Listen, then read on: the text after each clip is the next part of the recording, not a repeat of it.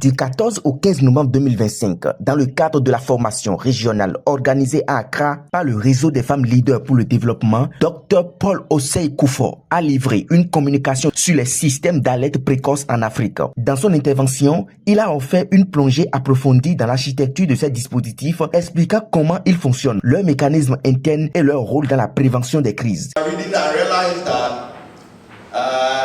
I think Sierra Leone is one of the sub-observation units. In Senegal, they have about 4 sub-observation units. So they've divided the sub-region into 4 and designated a country to lead observation across each of the sub-observation units. So there are 4 sub-observation units, but mostly they are not functional. And you agree with me that this is largely due to resource constraint. Then we have the C1, which is managed by the International Intergovernmental Authority, IGAD, Intergovernmental Authority on Development. That one was also established in 2002, and it's a pioneer African database early warning system designed to mitigate instability in the Horn of Africa. That's the eastern bloc of Africa. It emerged from IGAD's revitalization in 1995, which expanded its mandate. So IGAD initially was focused on drugs and development, focused largely on that, to include peace and security. So they set up the C1 just to reflect the shift in focus and to enhance the preventive capacity of IGAD to respond to conflict. So C1 currently monitors 5 human security indicators.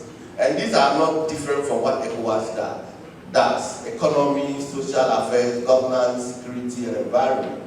And it offers a holistic lens for conflict early warning. So this is how the early warning system functions. It has a monitoring and analysis.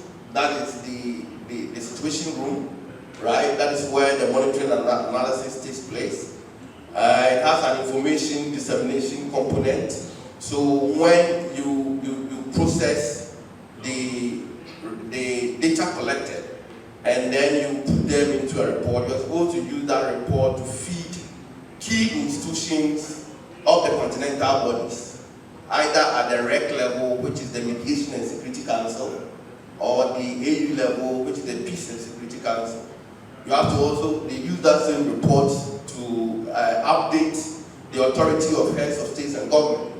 The reports that go to them are all drawn largely from the early warning systems. And where there is the need for a response, so the goal is to move from just providing warnings to taking early action to mitigate impact. So you are not just interested or excited in just collecting the data, but you want the data to inform your action, so it's evidence-based. And some of the actions that can be taken have all been defined within the PFT protocol. So sometimes they can deploy a fact-finding mission when they realize that a situation has crossed the red line or the threshold. They can deploy a fact-finding mission to the country to go and also interrogate and dive deeper into the particular threat issue that has been identified. Or they can also send what we call the elders, something of the wise. They call that the Council of the Wise.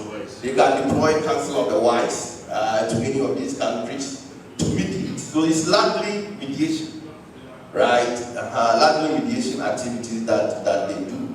And when they see the threat, it's also getting to alarming level, like violent extremism. Currently, ECOWAS is trying to set up a standby force. And here they are going to enforce peace. I hope we've all read about conversations ongoing within the continental space for the establishment of a standby force by ECOWAS to intervene in the situation in Sahel, which poses a lot of threats to coastal West Africa. And then you can also use the data for capacity building. So these were some of the institutions that I earlier mentioned. So the pivot or the body around which the early warning system revolves is the Peace and Security Council, right? But the early warning also information or data or reports is used to update and report to the commission, that is the AU commission. Some of the decisions could also be deployment of the panel of the WACSI, as I did indicate, or an African standby force. We also have the peace fund or the special fund. If there is a need for a response, like a response requiring logistical mobilization, the continental body can fall on the special fund. So the three institutions are more of the institutions that are used to trigger a response. The remaining ones are also bodies that collect data that feed into the continental early warning system. Dr Paul a également mis en lumière les défis majeurs auxquels ces systèmes font face ainsi que les opportunités qui existent pour les renforcer et les rendre plus efficaces. Il a également procédé à un examen détaillé des cadres continentaux, notamment le système continental d'alerte précoce de l'Union africaine ainsi que les mécanismes mis en place par les différentes communautés économiques régionales. Pour enrichir son exposé, il a présenté plusieurs études de cas illustrant des interventions d'alerte précoce réussies à travers le continent, démontrant l'impact réel et concret de ces outils dans la gestion des crises et des conflits. So the African peer review mechanism also have indicators for measuring governance in Africa.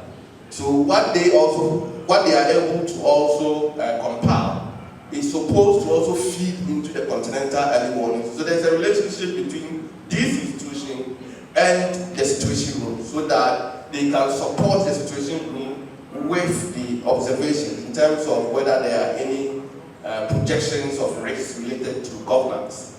For example, I don't know, those of you who are familiar with the African peer review mechanism, they have two critical reports. So they have the structural vulnerability and resilience report, which looks at the fragilities or the weakness within the governance system. And don't forget that anytime you are talking about conflict, the structural drivers of conflict are bad governance, poverty, and those things. So if you are having an early warning system to prevent it, don't forget the drivers. So the African peer review mechanism is also able to help the various bodies and commissions like the AU Commission, the PSC, to also address governance deficits in the country, because they also produce what we call vulnerability mitigation strategies. When they have done the vulnerability and resilience assessment, they provide mitigation strategies. So all these bodies and institutions are supposed to communicate with the early warning system. Then we have the African Union Counter-Terrorism Center. They also monitor. Recently, I was in an online conversation with them, and you could see the work that they are doing, very intensive and detailed. And they were raising early warning concerns about the use of drones, right, as part of the technology to worsen the use of as part of the use of technology and contribute the use of this technology worsening and undermining continental response to address insecurity in the region. Because these are unmanned area surveillance. And because we are doing a lot, because the standby force is on the ground. Now they are moving the fight from the ground to the air. And these are early warnings that the African Union Counter-Terrorism Center has picked. And they are working with the institutions relevant to find solutions about how even you regulate the airspaces and all that. How can you enhance member countries' capacity to protect even their airspace? And then we have the African Union Mechanism for Police Cooperation and then the Committee of Intelligence and Security Services in Africa. They all feed into the early warning system. And then I know CSOs like, I'll talk more about this in one of the concluding slides. CSOs like WADEMOS, they have an early warning system on conflict that also feeds into ECOWAS early warning and the AU early warning system. And then the current commissioner for, is Bankole still the commissioner, David? The current commissioner also set up I think his time is coming to a close. He also set up the network of think tanks for peace. And it was supposed to be a civil society early warning platform to also advise the AU Commission and the Peace and Security Council. What are some of the challenges with the continental early warning system? This one is obvious. I'm sure if you attended an interview and you were asked, based on all that I have said, this will be your first response.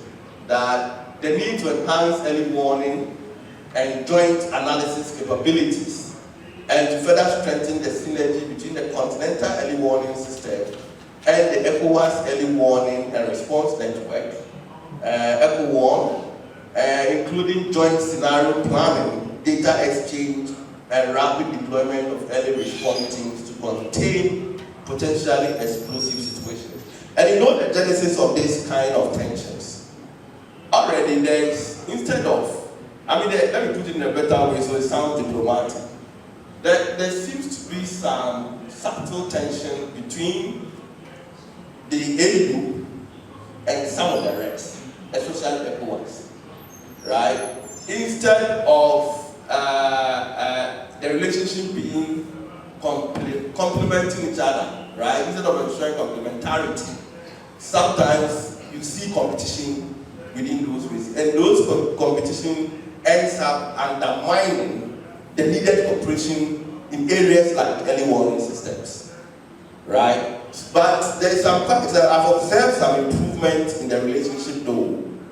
Now you see the Mediation and Security Council, which is in ECOWAS. So ECOWAS has what we call the MS, and AU has what we call the PSC. They've been having joint meetings, and even there is a joint meeting supposed to take place between the AU PSC, ECOWAS PSC, and the United Nations Security Council, so that you promote harmony and coordination. But there's this problem that seeks to weaken the resilience of the continental early warning system. Don't forget that, as I said, the continental early warning system is complete when it includes the REX to support a situation room at the head office.